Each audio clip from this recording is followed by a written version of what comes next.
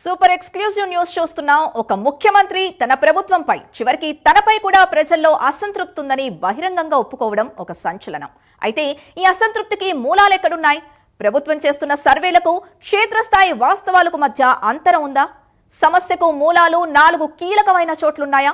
Revenue ఆఫీస్లో registration కోసం తిరుగుతున్న రైతు, పోలీస్ స్టేషన్లో తన గోడు చెప్పుకోలేని సామాన్యుడు, ఏ పని కావాలన్నా లంచం ఇవ్వాల్సి వస్తున్న బాధితుడు, చివరికి సమస్య చెప్పుకోవడానికి స్థానిక నేతలు అందుబాటులో లేక వందల కిలోమీటర్లు ప్రయాణించి మంగళగిరి వస్తున్న ప్రజలు, వీరంతా ఈ అసంతృప్తికి సజీవ సాక్ష్యాలా? మరి ఈ 4 ప్రధాన సమస్యల్ని ప్రభుత్వం పరిష్కరించకుండా కేవలం పై చర్యలు తీసుకుంటే ప్రయోజనం ఉంటుందా? చంద్రబాబు ఈ అసంతృప్తిని ఎలా సంతృప్తిగా మార్చబోతున్నారు?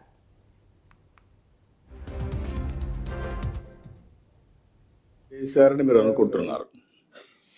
ఎండ్ అవుట్కమ్ రావడం లేదు. మీరు బాగా చేశామని అనుకుంటున్నాం, నేను కూడా, కానీ ప్రజలు మెచ్చడం లేదు. ఏ స్టేక్ హోల్డర్స్ కోసం పనిచేశామో వాళ్ళు మెచ్చకపోతే దెర్ ఇస్ సంథింగ్. ఒక డిపార్ట్మెంట్ అవుట్ స్టాండింగ్ పర్ఫార్మెన్స్ ఉంది, ఒక డిపార్ట్మెంట్ ఇంకా పికప్ కాల. ఇలాంటివి కూడా సమస్యలు ఉన్నాయి. అందుకే నేను వారానికి ఒక 3-4 గంటలు డేటా మీద కూర్చుంటాను.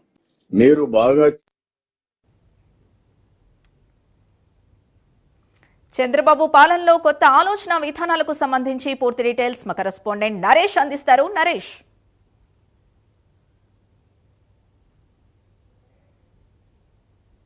అసంతృప్తి పెరిగిపోతోంది. కూటమి పాలనపై సంతృప్తి లేకుండా పోతుంది. నా పాలనలో కూడా సంతృప్తి లేనటువంటి కారణాలు ప్రజల నుంచి మంగళగిరి పార్టీ కార్యాలయానికి, సెంట్రల్ కార్యాలయానికి ప్రజలు పరిగెత్తుకొని వస్తున్నారంటే ప్రస్తుతం జిల్లాల వారీగా కూడా ఇటు కలెక్టర్ల పనితీరు విషయం అయి ఉండొచ్చు, అదేవిధంగా ఇటు ప్రజాప్రతినిధుల యొక్క పనితీరు అయి ఉండొచ్చు, నా పనితీరు కూడా సరిగా లేదంటూ కూడా ఆయన మాట్లాడినటువంటి మాటలు ప్రస్తుతం సంచలనం రేపుతున్నటువంటి పరిస్థితి కనపడుతుంది. ఒకవైపు చంద్రబాబు డైరెక్ట్గా కూడా ఒక ఆంధ్రప్రదేశ్ రాష్ట్రానికి ముఖ్యమంత్రి అయ్యుండి అటు కలెక్టర్ సమావేశంలో బహిరంగంగా ఆయన మాట్లాడినటువంటి మాటలు ప్రస్తుతం రాష్ట్ర వ్యాప్తంగా కూడా దుమారం రేపుతున్నాయి. ఒకవైపు ప్రతిపక్షానికి కూడా ఒక ఛాన్స్ ఇచ్చేటువంటి మాటలు ఇవని చెప్పుకోవాలి. కానీ ప్రధానంగా చంద్రబాబు నాయుడు కలెక్టర్ల యొక్క సమావేశంలో మాట్లాడడానికి ప్రధానమైనటువంటి కారణం ఏంటంటే ఇటీవల కాలంలో అంటే సర్వేలు జరుగుతూ ఉన్నాయి. అన్ని పాలనలపై, అన్ని సంక్షేమ పథకాలపై సర్వేల్లో దాదాపు కూడా ప్రజల నుంచి వస్తున్నటువంటి సంతృప్తి విధానం కేవలం 51% మాత్రమే ఉంది. అంటే 2 ఏళ్ల స్టార్టింగ్ పీరియడ్లోనే మనం 51% సాధిస్తే రేపు రాబోయేటువంటి కాలంలో ప్రజల్లో మనం ఏ విధంగా ముందుకు వెళ్ళాలా, ఎలా వాళ్ళని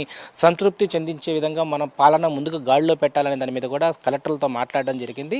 ఈ నేపథ్యంలో నా కాడి నుంచే స్టార్ట్ అవ్వాలా, నా పాలన కూడా మారాలంటూ కూడా చంద్రబాబు నాయుడు మాట్లాడినటువంటి మాటలు ప్రస్తుతం కొంచెం కలవరం పుట్టిస్తున్నాయని చెప్పుకోవాలి. ఏదైనా కూడా ఇటీవల కాలంలో సంక్షేమ పథకాలు అయి ఉండొచ్చు, రాష్ట్ర అభివృద్ధికి సంబంధించినటువంటి అనేక పథకాలు ఏ విధంగా ముందుకు వెళ్తున్నాయి. ప్రధానంగా ప్రజలు అంటే ఒకవైపు రెవెన్యూ డిపార్ట్మెంట్ అయి ఉండొచ్చు, పోలీస్ డిపార్ట్మెంట్ అయి ఉండొచ్చు, ఈ యొక్క డిపార్ట్మెంట్ యొక్క సమన్వయం కోల్పోతూ ఉన్నారు. అంటే ప్రజలకు మధ్య, అధికారులకు మధ్య, ప్రజలకు మధ్య, పోలీసులకు మధ్య, ప్రజల మధ్య, కలెక్టర్ల మధ్య, అంటే రెవెన్యూ డిపార్ట్మెంట్ చూసుకుంటే దాదాపు కూడా ఈ మధ్య కాలంలో 22A కింద భూముల విషయంలో దాదాపు ప్రజలు అనేక ఇబ్బందులు ఎదుర్కొంటున్నారు. అంటే వాళ్ళకి సరైనటువంటి సమాధానం చెప్పలేకపోతున్నారా?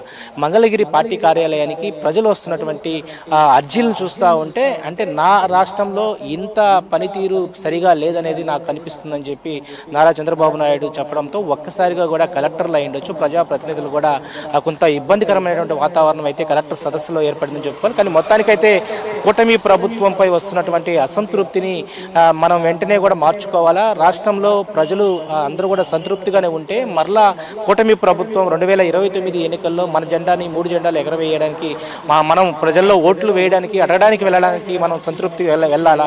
ప్రజలు సంతృప్తిగా లేకపోతే మనం ఏ విధంగా వాళ్ళని చూడాలని చెప్పి ఒకవైపు నారా చంద్రబాబు నాయుడు ఇచ్చినటువంటి క్లాస్ ఏదైతే ఉందో కలెక్టర్లు, ప్రజాప్రతినిధులు అందరూ కూడా తూచా తప్పకుండా కూడా పాటించాలంటూ కూడా చెప్పడం జరిగింది. ఏదేమైనా కూడా రాష్ట్ర వ్యాప్తంగా కూడా ఇది ఒకవైపు చంద్రబాబు నాయుడు తీసుకున్నటువంటి మాటలు ప్రతిపక్ష పార్టీకి సంబంధించినటువంటి అయి ఉండొచ్చు. ఒకవైపు వైఎస్ఆర్సీపీ మాజీ ముఖ్యమంత్రి జగన్మోహన్ రెడ్డి కూడా నీ పాలన, కలెక్టర్ పాలన సరిగా లేదు, నీ పాలనే కరెక్ట్గా లేదు, ప్రజలు అసంతృప్తిగా ఉన్నారంటూ కూడా ఆయన కూడా దీని మీద ఖండించడం జరిగింది.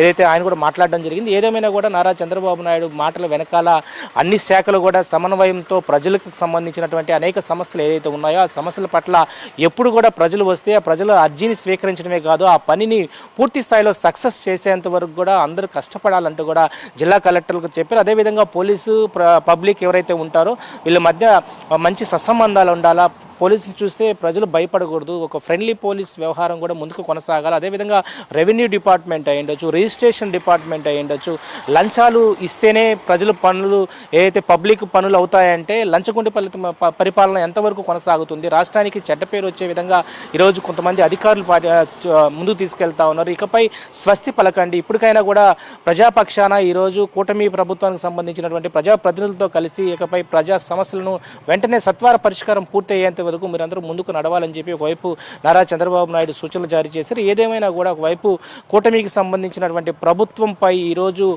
ప్రజలు ఇచ్చినటువంటి ఏదైతే సర్వే ఉందో 51% మాత్రమే సంతృప్తి చెందినటువంటి విషయాన్ని నారా చంద్రబాబు నాయుడు కలెక్టర్ సదస్సులో పదే కూడా మాట్లాడడం జరిగింది. ఇకపై జరిగేటువంటి మీటింగుల్లో ప్రజల నుంచి వచ్చేటువంటి అర్జీలు పూర్తి స్థాయిలో సత్వర పరిష్కారం అయినట్టుగా సంతృప్తి చెందే విధంగా కూడా నాకు రిపోర్ట్ రావాలి, నేను కూడా కొంత మారాలి, నా పరిపాలనలో కూడా నేను కొంత మార్పులు జరిగితేనే మీ వైపు నుంచి కూడా గ్రౌండ్ రియాలిటీలో మార్పు జరుగుతుందనే విషయాన్ని కూడా ఆయన పదే గుర్తు చేయడం జరిగింది. ఏదేమైనా కూడా జిల్లాల వారీగా కలెక్టర్లంతా కూడా పబ్లిక్ సంబంధించినటువంటి అందరితో కూడా కలిసి మెలిసి ముందుకు వెళ్ళండి, వాళ్ళ యొక్క పరిష్కారాన్ని ఏదైతే ఉందో దాన్ని పూర్తి స్థాయిలో మీరు చేయగలిగింది మీరు చేయండి, రెవెన్యూ పబ్లిక్ చేయాల్సింది పబ్లిక్, అదేవిధంగా ప్రజాప్రతినిధులతో కలిసి పనిచేయాలి. అందరికి కూడా ఇటు పబ్లిక్ అయ్యుండొచ్చు ఇటు ప్రజాప్రతినిధులు కలిసి ముందుకు వెళ్ళాలా.